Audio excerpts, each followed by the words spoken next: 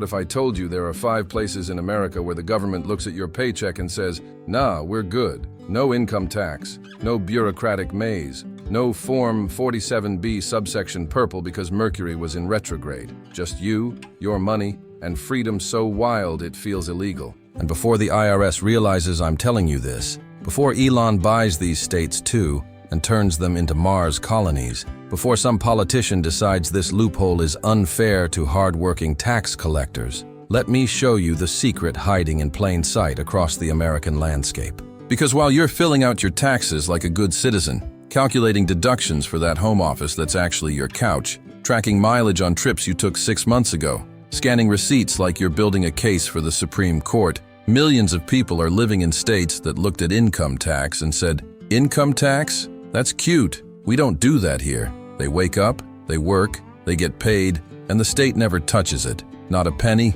not a percentage, nothing. It's not a glitch. It's not temporary. It's policy. And it's been hiding in the most obvious places imaginable. Hit that subscribe button. Not because it'll save you money, though honestly, the algorithm might reward you more than your current state does. Freedom is beautiful, but algorithmic favor is rent-free real estate in your brain. And liking this video? That's basically voting with your thumbs. Democracy, but faster. You know that feeling. April 15th, approaching like a horror movie villain who walks slowly, but somehow always catches you. You're sitting there with 12 browser tabs open, 3 tax software trials expired, and a spreadsheet that somehow has negative numbers in places numbers shouldn't be negative. You're Googling, "Is toothpaste a business expense at 2 a.m. because you smiled in one Zoom call?" And technically that's marketing, right? Your accountant speaks in tongues. Deductions, exemptions, credits that sound made up. Did you contribute to an HSA-compatible FSA with pre-tax post-deduction earnings?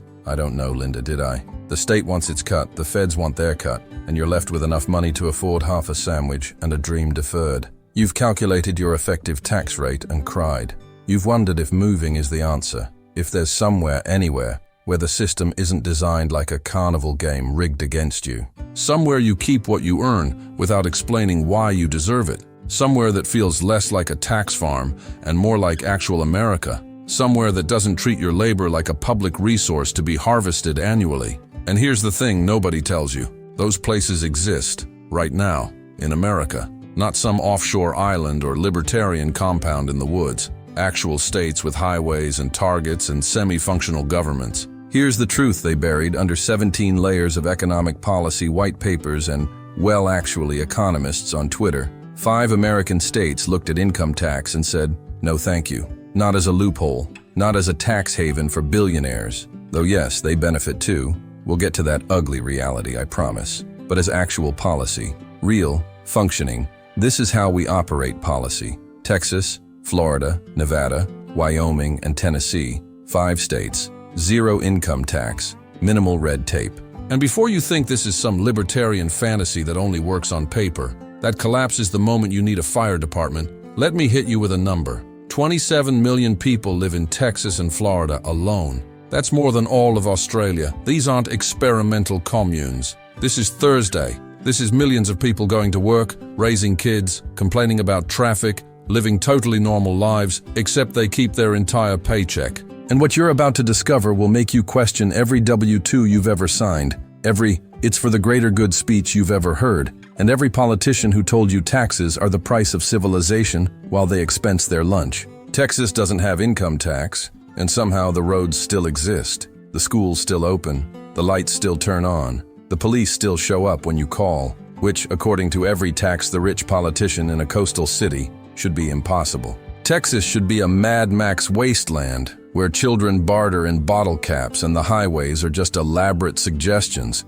Instead, it's got the 9th largest economy on Earth, bigger than Canada, bigger than Russia, bigger than Spain, Australia, and Mexico, just sitting there between Louisiana and New Mexico, collecting 0% of your paycheck, thriving out of pure spite. Here's how they do it. Property taxes and sales taxes. Not sexy, I know. Nobody's making TikToks about sales tax rates, but think of it like this. Would you rather pay a fee every time you shop, which you can control, or have the government skim 6 to 8% off every dollar you earn forever, regardless of whether you're spending or saving? It's the difference between choosing when you pay versus being on a payment plan you never signed up for, that renews automatically, that follows you until you die or leave. Texas made a choice. Tax consumption, not ambition. Tax what you buy, not what you build. And the result? Companies are flooding in. Tesla moved headquarters to Austin. Oracle's there. HP. Joe Rogan broadcasts his conspiracy theories from Texas.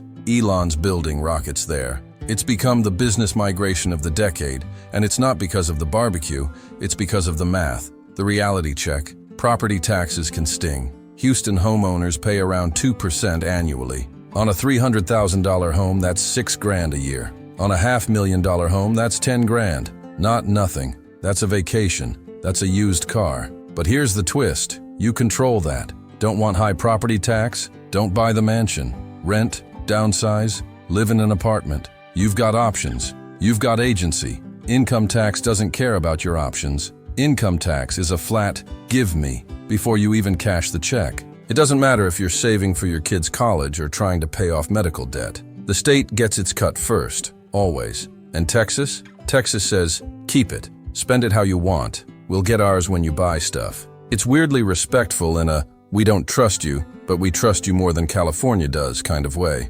Florida is what happens when a state decides old people are an economic strategy. And honestly, genius. No income tax means retirees flood in like snowbirds with pensions, spending money, buying boats, golfing, eating at Cracker Barrel 3 times a week, keeping the economy humming. Social security checks that would get taxed in New York or California, completely untouched in Florida. Every retired accountant from New Jersey is a small economic stimulus package. But it's not just grandma and grandpa anymore. Tech companies, finance bros, crypto millionaires, influencers, YouTubers, they're all migrating south like Florida's running a permanent Black Friday sale on freedom. Miami's becoming a tech hub. Tampa's growing faster than anyone predicted. Jacksonville's quietly becoming a logistics powerhouse. And the state's not even trying that hard. They just have to not tax income. That's it. That's the entire pitch. Move here. Keep your money. It works. The state makes its money like a theme park.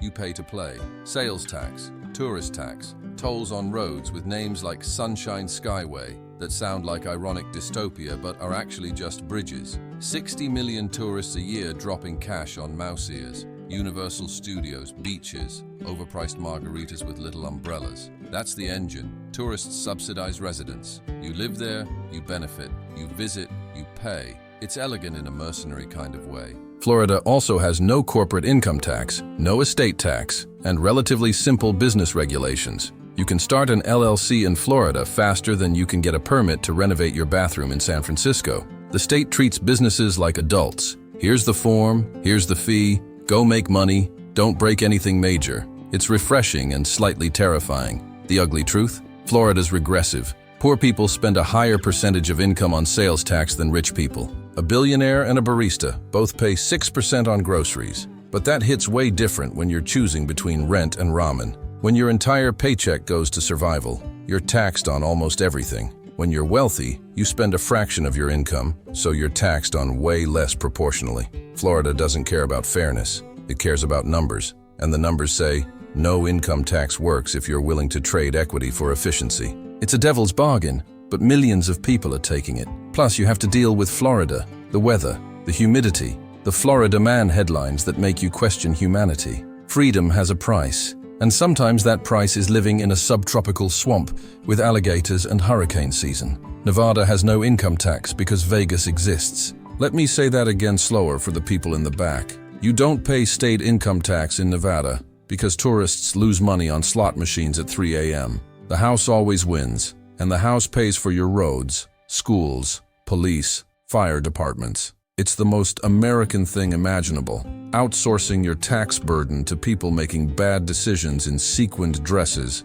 and regret. The state pulls around 70% of its tax revenue from gaming and tourism. 70%. That's not a diversified tax policy, that's a monetized cry for help, but it works. Vegas brings in 42 million visitors a year. Reno's got casinos. Laughlin's got casinos. Even tiny towns in the middle of nowhere have slot machines at the gas station. The entire state is basically a casino with a government attached. And because of that, Nevada has no income tax, no corporate income tax, no franchise tax, no inheritance tax, low business registration fees. Corporations can form in about 15 minutes online. It's Delaware for people who like sun, bad life choices, and showgirls. You want to start a business? Fill out a form, pay $75, boom, you're incorporated. No waiting period while bureaucrats decide if your dream is valid. No background check on your business plan. Nevada treats you like an adult who can succeed or fail on your own merit.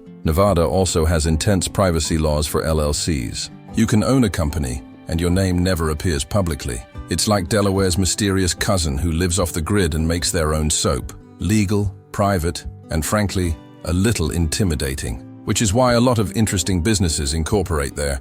The kind of businesses that value privacy. Make of that what you will. Here's the kicker. Living in Nevada means living in the desert. Reno's nice if you like skiing and libertarians. Vegas is Vegas. Fun to visit, existentially exhausting to live in. And outside those two cities, nothing. Beautiful, empty, alien landscape, nothing. You're 2 hours from groceries, and the nearest neighbor is a coyote. The dark side? When the casinos hurt, the state hurts. 2008 crashed Nevada harder than almost anywhere. Recession means no tourists, means no gambling, means no tax revenue, means budget cuts that make your eyes water. Education gets slashed. Infrastructure crumbles. Nevada's entire economy is basically, please keep gambling, which works until it doesn't. You're only as free as the next economic boom allows. It's freedom, with a very obvious asterisk. Wyoming is what happens when a state has more land than people and decides to act accordingly. No income tax, no corporate income tax.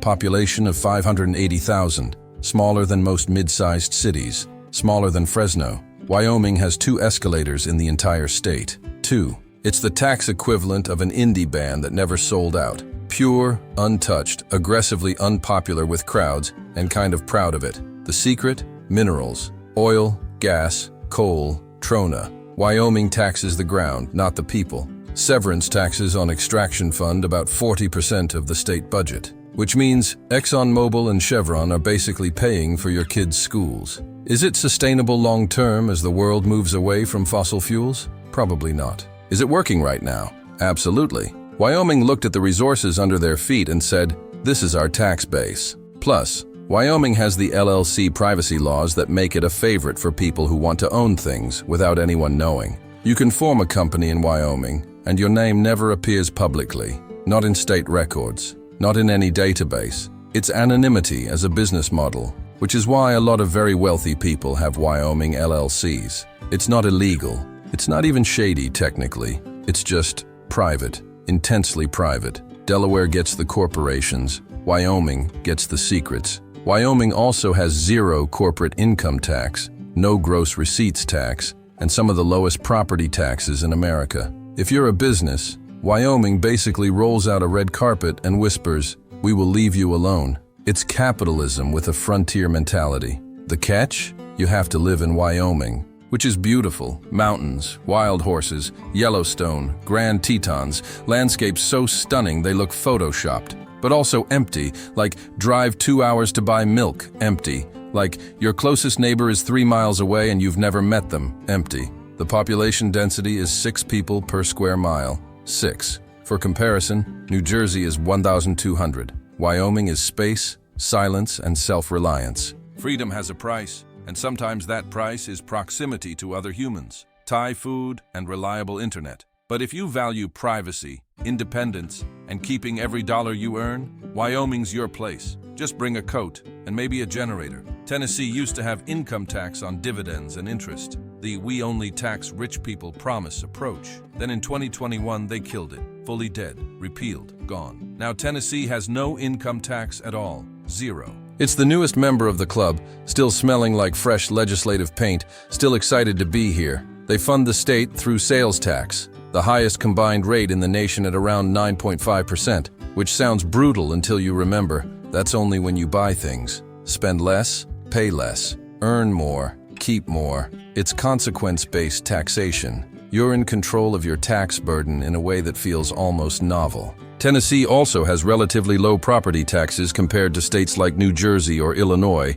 and a business-friendly climate that's attracted Nissan, FedEx, Bridgestone Americas, and a flood of remote workers who realize they can keep their California salary without the California taxes. Nashville's booming, cranes everywhere, housing prices climbing, hot chicken restaurants multiplying like rabbits. Memphis is grinding, distribution hubs, logistics, FedEx's global headquarters. Chattanooga has gigabit internet citywide and a startup scene. The Smoky Mountains are still smoky, and nobody's asking for a cut of your paycheck. Tennessee's also got no estate tax, no gift tax, and no tax on retirement income. If you're retired, Tennessee treats your pension and Social Security like sacred property. Touch it? Believe it or not, jail. Okay, not jail, but definitely no taxes. The reality, sales tax hurts lower earners more. If you make 30 grand and spend 28 of it just surviving, food, rent, utilities, gas, you're taxed on almost everything. If you make 300 grand and spend 100,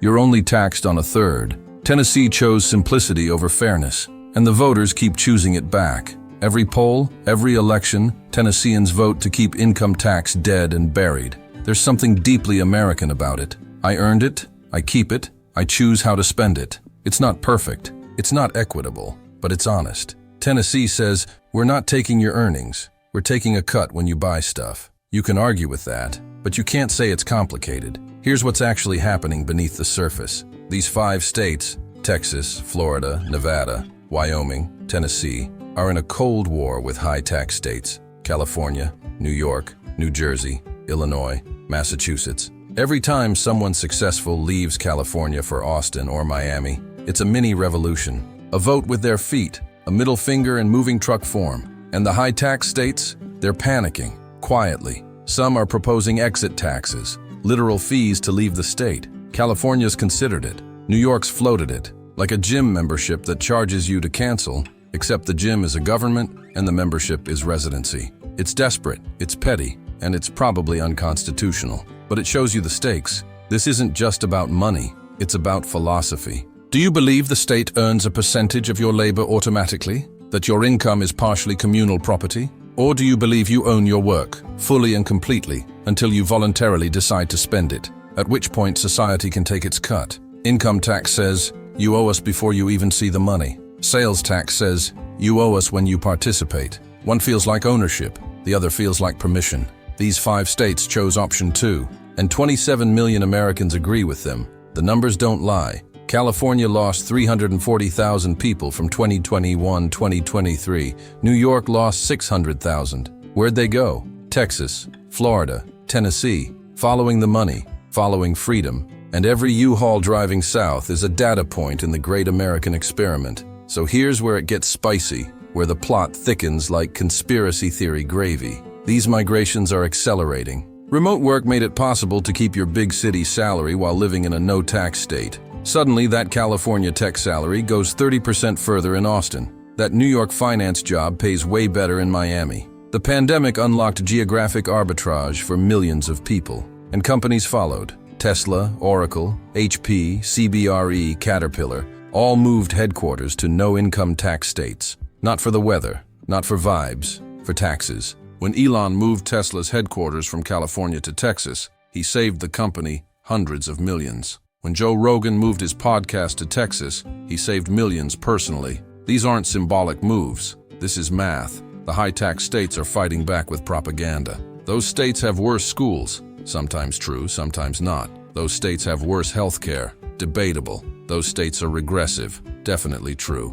But people are still leaving. Because when you're saving $15,000 a year in taxes, you can afford private school. You can afford better health care. You can self-insure against the things government promises to provide. The American experiment is running in real time, state by state, and the no-income tax states are winning. Not morally, not ethically, necessarily, but numerically. People are choosing them. Businesses are choosing them. And that's a referendum high-tax states can't ignore forever. So there it is, 5 states. Zero income tax, minimal red tape. Texas with its swagger and sprawl. Florida with its chaos and elderly economic stimulus. Nevada with its casinos and privacy. Wyoming with its silence and secrets. Tennessee with its music, mountains, and pragmatic simplicity. They're not perfect. They trade equity for simplicity. They rely on tourists, property owners, mineral rights, and consumption taxes that hit the poor harder. They have problems, infrastructure issues, education funding debates, the occasional alligator in a swimming pool, but they let you keep your paycheck. The whole thing. Every dollar you earn is yours until you decide to spend it. And in a country that loves to talk about freedom while taking 30% before you even see the money? That's radical. That's revolutionary. That's 5 middle fingers to the conventional wisdom that says taxation is the only way civilization works. Next video, the 3 states people are fleeing the fastest, and why the governors are pretending everything's fine while the population drops like my credit score after I discovered online shopping. Click now before I send you to Guam without sunscreen, mosquito repellent, or a map. Subscribe before the algorithm decides you're not worthy of financial enlightenment and starts showing you TikTok dances instead. And remember, freedom's nice, but keeping your money, that's nicer. That's the nice that pays for therapy, vacations, and the ability to retire before you're 80. See you in the next one. Assuming YouTube doesn't demonetize this for telling the truth, which they probably will. Hit subscribe anyway. Rebellion is sexy.